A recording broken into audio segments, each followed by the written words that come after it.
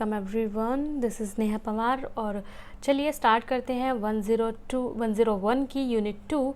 और जैसे कि आप देख रहे हैं कि यूनिट 2 में कुछ क्वेश्चंस हैं। मतलब फर्स्ट क्वेश्चन यहाँ पे है सोशल फाउंडेशन ऑफ लाइब्रेरीज़ और conceptual framework and history of library. Unit 2 का टाइटल है। इसके अंदर आज हम डिस्कस करेंगे social foundation of libraries, history of libraries, development of libraries in India, USA and Britain, 5 laws of library science and types of libraries. ठीक है। Social foundation of libraries यानी कि ग्रंथालय एवं समाज। ग्रंथालय शब्द की व्याख्या। सबसे पहले ग्रंथालय शब्द के बारे में जानते हैं कि ग्रंथालय शब्द जो है वो अंग्रेजी शब्द जो है वो लाइब्रेरी है, जिसे हिंदी में ग्रंथालय कहते हैं। लैटिन भाषा के शब्द लाइब्रेरिया से मिलकर बना है, जिसका अर्थ होता है ग्रंथों का घर। और ये जो लाइब्रेरी शब्द है ये लैटिन भाषा का है, ध्यान रखिए। और फ्रेंच में इसे लेब्रा शब्द कहा जाता है। ग्रंथालय वह स्थान होता है जहाँ ग्रंथ पढ़ने के लिए रखे जाते हैं। और वर्तमान युग में ग्रंथालय केवल ग्रंथों का घर मात्र नहीं रह गया है, अपितु पाठकों अथवा उपयोगकर्ता को अधिक से अधिक ज्ञान प्राप्त करने में सहायता प्रदान करने की कार्यशाला बन गया है। ग्रंथालय में केवल ग्रंथ ही नहीं अपितु पत्र पत्रिकाएं, शोध पत्र, समाचार पत्र, हस्तलिखित पत्र, नक्शे, chart, films, microfilms, records, tapes, disc, floppy disc आदि रखे जाते हैं। ठीक है। ग्रंथालय की प्रकृति क्या है? प्राचीन समय में ज्ञान प्राप्त करने तथा ग्रंथों का अध्ययन करने का अधिकार समाज के सभी लोगों को ही प्राप्त था, किंतु ग्रंथालय में केवल सीमित लोगों को प्राप्त था। उस समय हस्तलिखित ग्रंथ होते थे, अतः ग्रंथों को सुरक्षा की दृष्टि से ग्रंथालय में रखा जाता था, इसलिए ग्रंथ जनसाधारण के लिए दुर्लभ थे। कालांतर में जब कागज एवं मुद्रण का आविष्कार हुआ, तब ग्रंथ उत्पादन में तेजी आई, या यूं कहें कि एक ही ग्रंथ की अनेक प्रतिलिपियां अब उपलब्ध होने लगी। और इस प्रकार ग्रंथ अब जनसाधारण के लिए भी उपलब्ध होना प्रारंभ हो गए। और कल तक जो ग्रंथ सुरक्षार्थ थे अब वो उपयोगार्थ हो गए। रविन्द्रनाथ टैगोर के अनुसार किसी ग्रंथालय का महत्व उसमें उपस्थित ग्रंथों की संख्या से नहीं होता, अपितु ग्रंथालय का महत्व ग्रंथों को पाठकों के लिए उपलब्ध कराने से बढ़ता है। यही कारण है कि आधुनिक ग्रंथालय में पाठकों को सर्वोपरि माना गया है और पाठकों को ही दृष्टि में रखते हुए ग्रंथालयों की अनेक सेवाओं को तय किया गया है, ताकि पाठकों को अपनी पाठ्य सामग्री को खोजने में कम समय लगे। इसलिए ग्रंथालय में आधुनिक वर्गीकरण और सूचीकरण प्रणाली को अपनाया गया है। Functions of library. ग्रंथालय के कार्य। प्रत्येक ग्रंथालय का उद्देश्य एवं कार्य प्रणाली अलग अलग होती है, किंतु आधुनिक ग्रंथालय के कार्य निम्न हैं, जैसे पाठ्य सामग्री का चयन और अर्जन करना, वर्गीकरण एवं सूचीकरण करना, पाठ्य सामग्री को पाठकों के लिए आदान प्रदान करने की व्यवस्था करना, पाठकों का पंजीकरण करना, विभिन्न कार्यों और सेवाओं के लिए योग्य कर्मचारियों की नियुक्ति करना, ग्रंथालय में आधुनिक संदर्भ सेवाओं को प्रारंभ करना, ग्रंथालय में विभिन्न सूचना सेवाओं की व्यवस्था करना और प्रचार और प्रसार सेवाओं के द्वारा ग्रंथालय की लोकप्रियता को बढ़ाना, सूचना एवं प्रलेखन सेवाओं के द्वारा ग्रंथालय को एक सूचना केंद्र के रूप में विकसित करना। Various service. ग्रंथालय द्वारा प्रदान की जाने वाली विभिन्न सेवाएं, जैसे ग्रंथ आदान प्रदान सेवा, पत्र पत्रिका सेवा और अन्य सेवाएं, जैसे कि कम से कम समय में पुस्तकालय से पुस्तकें उपलब्ध करवाना। ठीक है। टॉपिक 2। अब हम टॉपिक 2 की बात कर रहे हैं, जो है हिस्ट्री ऑफ लाइब्रेरीज़। देखिए यहाँ पर ये टॉपिक ज़्यादा लंबा नहीं है, हिस्ट्री ऑफ लाइब्रेरीज़, लेकिन इसके लिए डिस्क्रिप्शन में मैं आपको लिंक दे दूँगी, जहाँ पर आपको हमारे द्वारा बनाई गई ही एक PDF मिल जाएगी, जहाँ पर हिस्ट्री ऑफ लाइब्रेरी है। यहाँ पर क्योंकि मेंशन नहीं कर पाए थे, PDF में अरेंज नहीं हो पाया है इतनी आसानी से, तो अभी टाइम नहीं था ज़्यादा, इसलिए नहीं किया है। आप डिस्क्रिप्शन में जाकर टेलीग्राम का लिंक आपको मिल जाएगा स्टडी विद नेहा के नाम से, वहाँ पर जाकर आप सारी PDF, जो भी क्वेश्चंस यहाँ पे कवर नहीं होंगे वो क्वेश्चंस की PDF आपको वहाँ पर मिल जाएगी। ठीक है। और ये PDF भी आपको वहाँ पर मिल जाएगी। पुस्तकालय का इतिहास। प्राचीन काल में पुस्तकों का इतिहास तो था, परंतु उनका स्वरूप वर्तमान जैसा नहीं था। क्योंकि प्रिंटिंग मशीन नहीं उपलब्ध थी, किंतु पाठ्य सामग्री का जो रूप उस समय मिलता है उसे हम ताम्रपत्र, चरमपत्र, मिट्टी की पट्टियों पर लेखन पत्र इत्यादि नाम से जानते हैं। इन्हें हम आधुनिक पुस्तकालय के पूर्वज कहते हैं। प्रारंभ में लेखन कार्य का उद्देश्य मात्र व्यक्तिगत हिसाब को बनाए रखने, विद्वान व्यक्तियों द्वारा अपने विचारों को संकलित करने एवं राज्य के आदेशों को अभिलिखित करने में किया जाता रहा है। आई थिंक यहाँ से हम पढ़ना भूल गए हैं।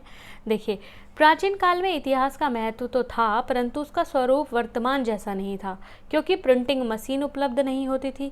किंतु पाठ्य सामग्री का जो रूप उस समय मिलता था उसे हम ताम्रपत्र, चरमपत्र, मिट्टी की पट्टियों पर लेखन पत्र इत्यादि नामों से जानते हैं।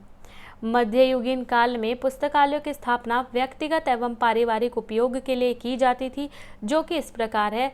धनी व्यक्ति अपनी शोभा और प्रतिष्ठा को बनाए रखने के लिए अपने निजी पुस्तकालयों में पुस्तकों को रखते थे।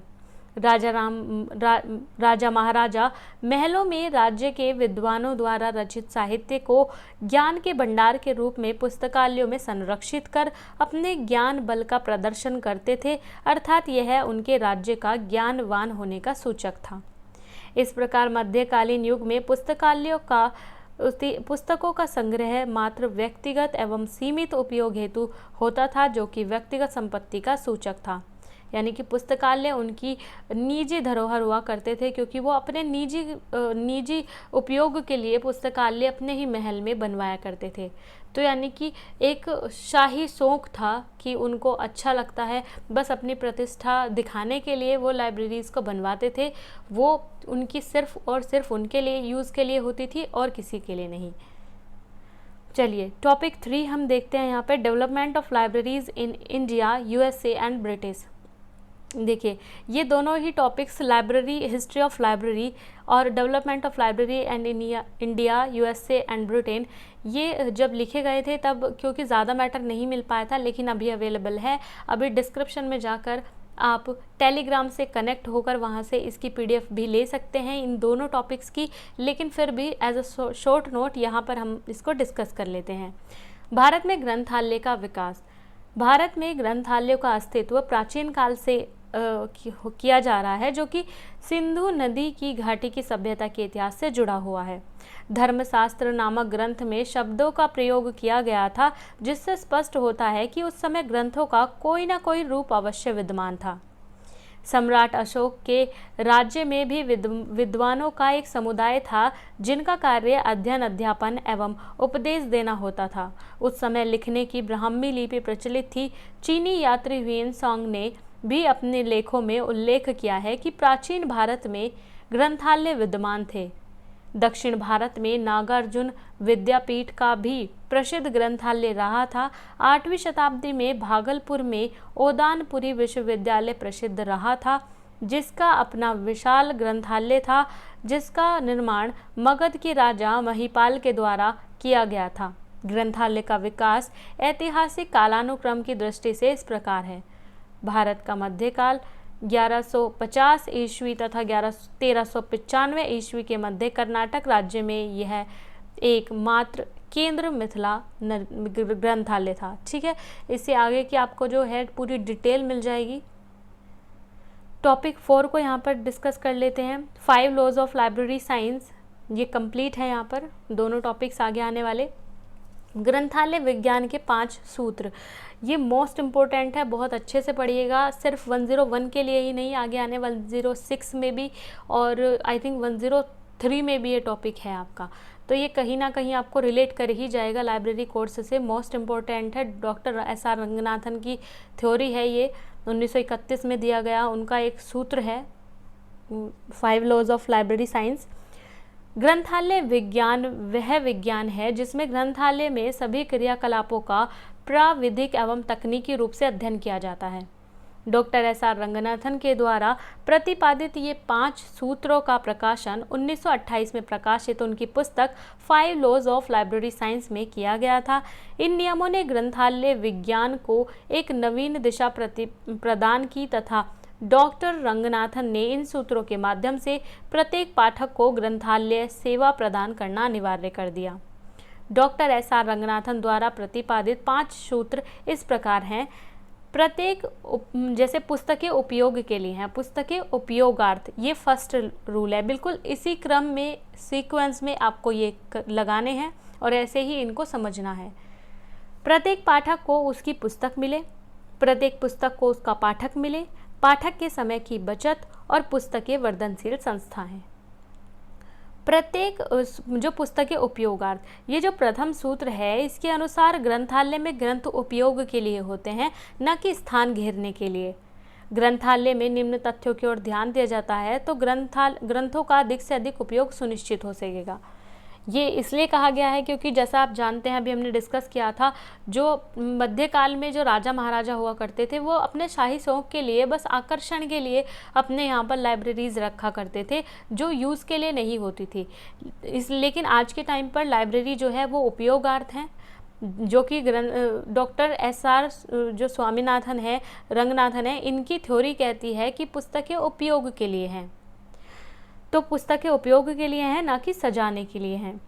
तो ये जो रूल है, ये जो सूत्र है, इसको किस तरीके से हम इसको पा सकते हैं, यानी कि इसको सुनिश्चित कर सकते हैं कि हाँ ये कंप्लीट कर दिया है। पहले तो ग्रंथालय की स्थिति, ग्रंथालय एक उचित स्थान पर होना चाहिए ताकि पाठक आसानी से पहुंच सके। अगर आसानी से पहुंचेंगे तभी तो वो पुस्तकों का लाभ उठा पाएंगे। ग्रंथालय का कार्य समय अधिक होना चाहिए। व्यवस्थित फर्नीचर जो उपयोगकर्ताओं के लिए सुविधाजनक हो। साथ ही कुशल व्यवहारिक कर्मचारी होने चाहिए। प्रत्येक पाठक को उसकी पुस्तक मिले।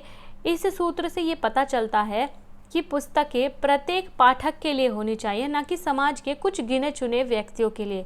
यानी कि प्रत्येक पाठक को उसकी पुस्तक मिले, ये जो दूसरा सूत्र है रंगनाथन जी का, ये कहता है कि जो पुस्तकें हैं वो बिना किसी भेदभाव के प्रत्येक पाठक को मिलनी चाहिए। ठीक है, आगे चलते हैं। तीसरा जो सूत्र है वो कहता है प्रत्येक पुस्तक को उसका पाठक मिले, अर्थात यह सूत्र पुस्तक को उनका पाठक खोजने पर बल देता है। किन किन विधियों से इस सूत्र की धारणा को प्रतिपादित किया जा सकता है, उसका प्रतिपादन करते हुए डॉक्टर रंगनाथन ने निम्नलिखित विधियों और साधनों का प्रयोग करने का सुझाव दिया है। जैसे मुक्त प्रवेश प्रणाली, निधानी पर आकलन, प्रसूचि संलेख, संदर्भ सेवा, प्रचार प्रसार सेवा, पुस्तकों का चयन, पाठकों के समय की बचत, ये 4th रूल है। अच्छा, ये देखिए जो प्रत्येक पुस्तक को उसका पाठक मिले, यहाँ पर पुस्तकों के साथ मतलब ये है कि हम कुछ सर्विसेज दें। जैसे अगर रेफरेंस सर्विस की बात करें, संदर्भ सेवा की, तो अगर हम अच्छे से मतलब कोई ग्राहक हमारी लाइब्रेरी में आता है और वो जिस पुस्तक की डिमांड कर रहा है, उसकी इच्छा के अनुसार उसको जिस पुस्तक की ज़रूरत है वो जल्दी से जल्दी, शीघ्र कम समय में हम उसको लाकर दे देंगे, तो यानी कि उनके टाइम की बचत होगी और वो हमारी सर्विस से सेटिस्फाई होंगे। यानी कि उनकी द्वारा जो मांगी गई पुस्तक थी वही हमने उनको कम समय में ला कर दी। यानी कि ये एक मतलब है कि अच्छी जो संदर्भ सेवा है वो यही है।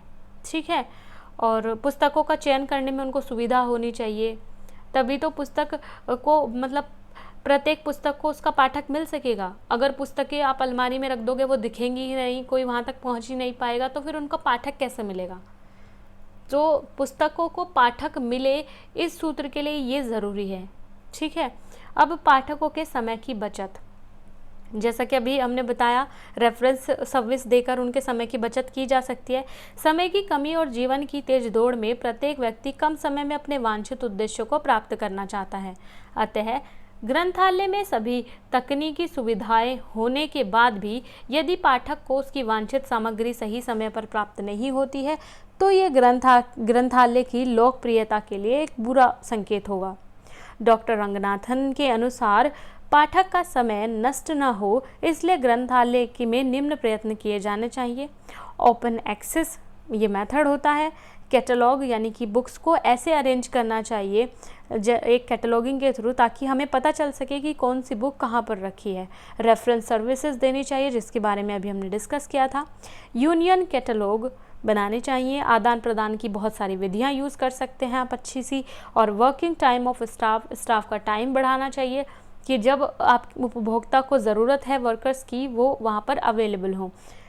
और ग्रंथालय की स्थिति, ये भी एक सही बात है, क्योंकि ग्रंथालय जो है वो सेंटर में स्थित होना चाहिए, ताकि लाइब्रेरी में, मतलब जैसा कि आप जानते हैं पुस्तकालय में जो मतलब जो कॉलेज होते हैं, यूनिवर्सिटीज़ होती हैं, वहाँ पर देखा होगा कि लाइब्रेरी जो होती है वो सेंटर में होती है, क्योंकि लाइब्रेरी पूरे कॉलेज के लिए, पूरे विद्यालय के लिए एक ज़रूरी अंग होता है और सभी को उसकी ज़रूरत होती है, इसलिए सेंटर में लाइब्रेरी का होना बहुत ज़रूरी है। इसी की बात की गई है कि ग्रंथालय की स्थिति भी सही स्थान पर होनी चाहिए। ग्रंथालय एक वर्धनशील संस्था है, यानी कि लगातार चलने वाली एक संस्था है ग्रंथालय।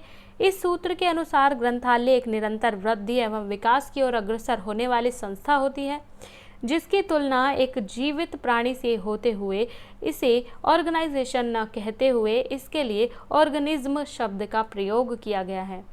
ग्रंथालय के आकार, कार्यक्रम इत्यादि में परिवर्तन अथवा वृद्धि होती है, जो कि निम्न क्षेत्रों में होती है: पुस्तकें एवं पत्र पत्रिकाएं, ग्रंथागार तथा साज सज्जा, अध्ययन कक्ष, प्रसूची एवं सूचीकरण, आदान प्रदान विधि, कर्मचारी परिषद। टॉपिक 5 की बात करते हैं अब, जो कि है टाइप्स ऑफ लाइब्रेरीज।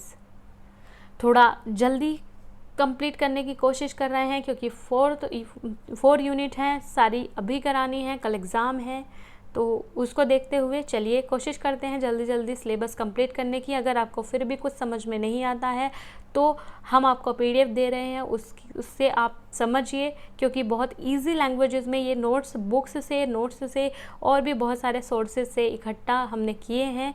तो आई होप ये आपको बहुत आसानी से समझ में आएंगे अगर आप ध्यान से इनको पढ़ेंगे, क्योंकि बुक्स की जो लैंग्वेज है उससे भी बहुत ज़्यादा ईजी लैंग्वेज में इनको कन्वर्ट किया गया है। Types of libraries.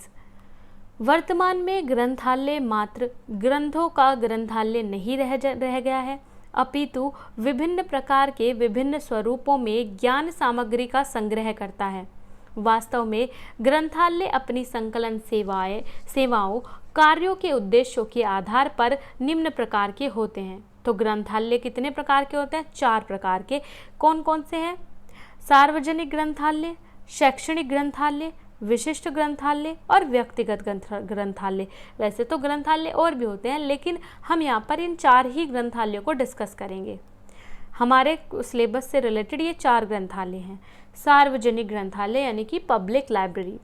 सार्वजनिक शब्द का अर्थ होता है जो समाज के प्रत्येक वर्ग के लिए हो, अतः सार्वजनिक ग्रंथालय का उद्देश्य भी प्रत्येक वर्ग के पाठक तक ग्रंथालय सेवा प्रदान करना होता है। विलियम एवर्ट के अनुसार सार्वजनिक ग्रंथालय जनता के द्वारा संस्थापित, समेकित एवं उपयोग में लाया जाने वाला होता है। प्रांतीय एवं स्थानीय सरकार के द्वारा जनता पर लाइब्रेरी के चेस के रूप में जनता पर कर लगाया जाता है और उसी कर के द्वारा प्राप्त आय से सार्वजनिक ग्रंथालयों का संचालन किया जाता है। सार्वजनिक ग्रंथालय के कुछ एग्जाम्पल हैं, जैसे saint John's public library Agra में है, राजा राम मोहन राय पब्लिक लाइब्रेरी है और जिला ग्रंथालय यानी कि डिस्ट्रिक्ट लाइब्रेरी पब्लिक लाइब्रेरी है।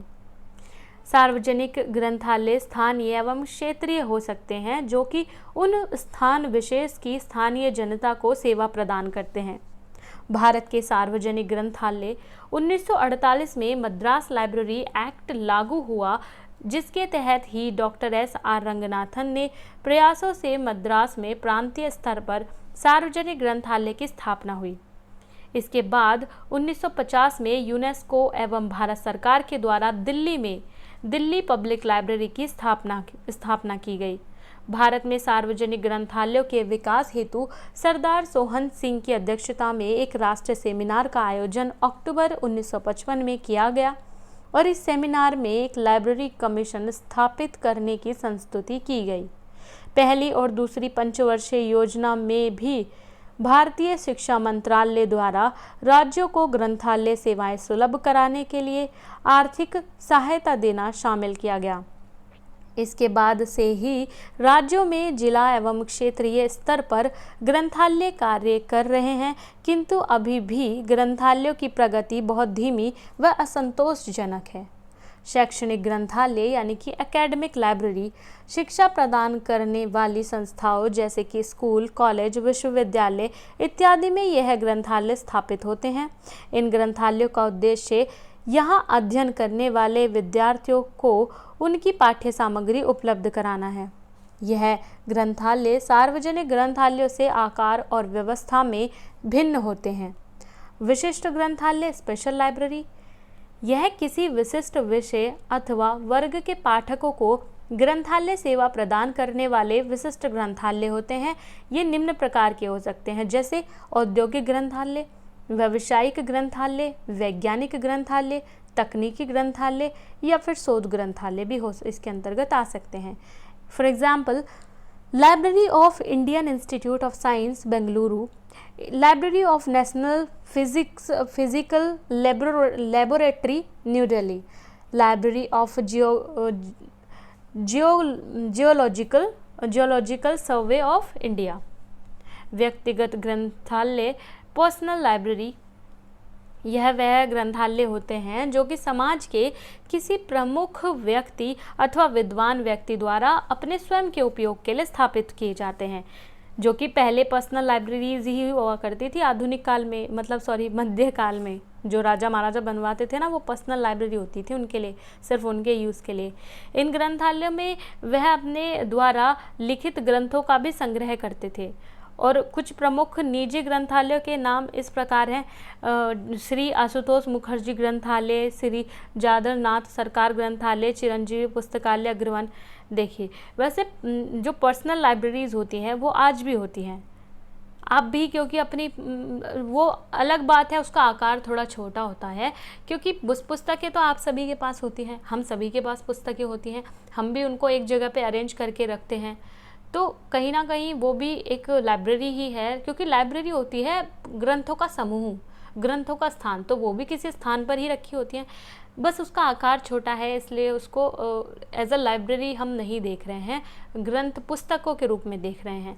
तो ये जो पर्सनल लाइब्रेरीज़ हैं ये एक बड़ी लाइब्रेरीज़ होती हैं, मतलब किसी ने अपने पर्सनल यूज़ के लिए बनाई है, जहाँ पर उनकी खुद की लिखी हुई पुस्तकें, बायोग्राफी वगैरह भी वहाँ पर होती हैं।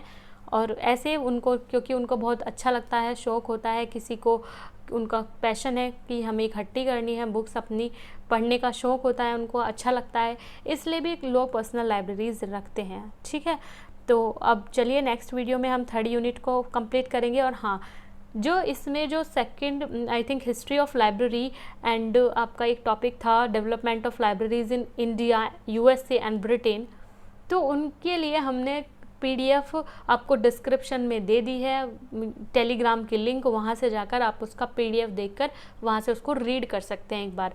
ओके, और चलिए मिलते हैं फिर नेक्स्ट वीडियो में। Thank you so much and have a good day.